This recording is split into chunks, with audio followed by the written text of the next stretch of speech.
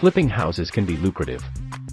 But before you pick up a hammer, you absolutely must understand the crucial role of building permits. Skipping this step isn't just taking a risk.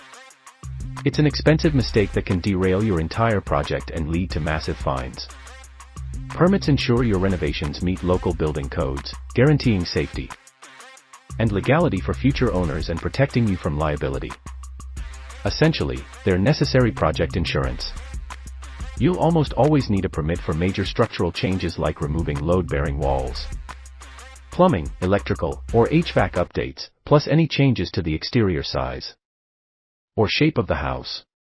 The process starts by clearly defining your scope of work, and then contacting your local building department for specific requirements and applications.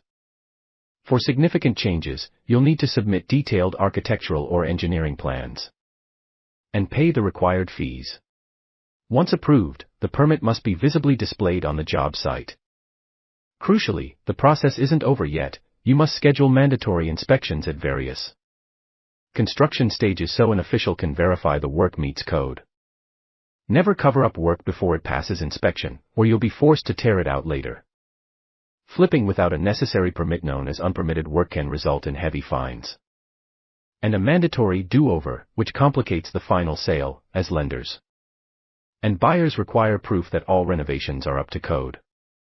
Treat permits as a non-negotiable step in your house flipping workflow. If you are getting value from these videos, hit that like button. See you in the next video.